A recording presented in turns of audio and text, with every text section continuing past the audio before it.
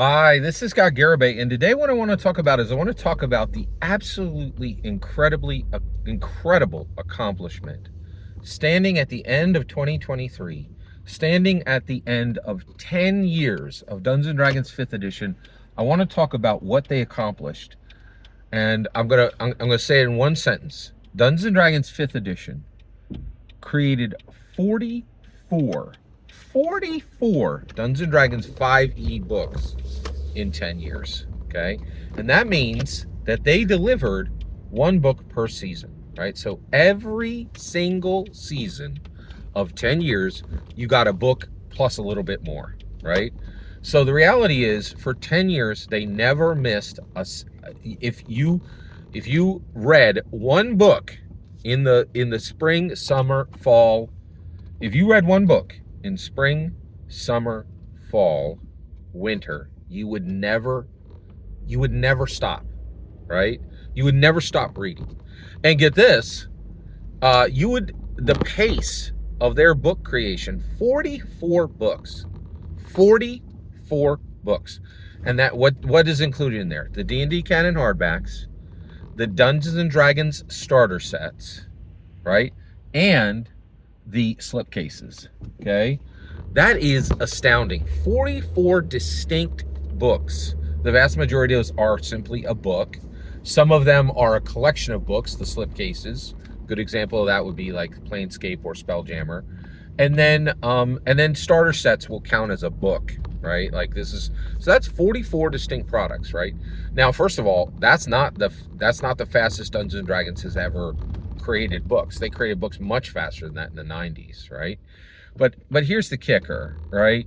Every single one of these was a canon hardback, right? Or was a starter set, which I think equals a canon hardback, because you're getting a nice box, you're getting dice, you're getting literally miniatures, so where the starter sets are like, oh, is that as good as a D&D canon hardback? Yeah, they make up for what's in there, right? And the slipcases literally go beyond a D&D canon hardback. They're saying, like, oh my gosh, Spelljammer is like, hey, here's a monster manual, a setting-specific monster manual, a setting-specific adventure, a setting-specific guide, and a setting-specific DMG screen, and a slipcase. Like, incredible, right? And the reality is, what really has happened is every single one hardback, every single one full color. That is unprecedented. That has never happened in the entirety of any of the, oh, wait, I'm sorry. We were doing color all the way back to 4th edition. But there were definitely products in 3rd edition that were black and white. So one of the things is, what has Dungeons & Dragons really done in 5th edition? Fully abandoned any black and white art. And I'll tell you right now, in my humble opinion, you should write off any company that is doing black and white for, if they release a book that has black and white art, write it off. It sucks. Period. End of sentence. And does not belong at any table. At any table. Because we're past it, right? Like, and the reality is, we're going much farther now, right? Like, what is like, and so like 5th edition has just accomplished so much. And so what it did was it really set a level of quality. Everything's going to be hardback, right? There's no more like these soft covers that used to come out in 3rd, 1st, and those are gone, and they should remain gone, right? But you're like, well, wait a second, Scott, what if we want a shorter book, right? Like, they've fixed that, right? Even 64-page books are hardback now. And that is a level of quality that it is a standard of quality that has been set for the entire industry. So really what you're seeing, what 5th edition has done more than any other edition of Dungeons & Dragons, is demand quality from the OSR and the indie. And they're saying, listen, your soft cover crap, you could kick rocks with that. You could throw it in a lake because it sucks. It doesn't. No one who is buying any product should ever be buying a softcover book, right? What's the point, right? This is print. Almost so few things are printed. If you're going to print a book, respect it. Put a hardcover on it. If you're going to make a TTRPG book, respect it. Put color art in it. None of your black and white garbage. GURPS, all your books are crap. Rifts, all your books are crap.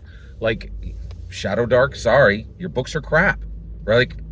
Like it no longer counts, right?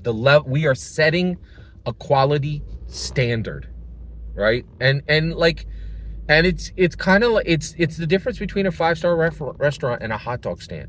Like a hot dog stand can hand you a hot dog on a napkin, right? But they're saying no, man. When we come to tabletop role playing games, we come to the table, we sit down, there's forks and knives, and we have a napkin, right?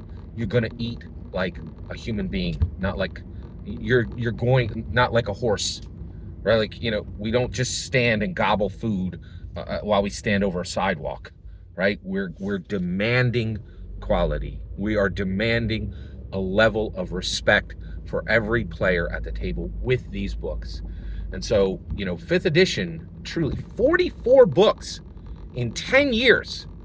That also just and these books, and what did they achieve?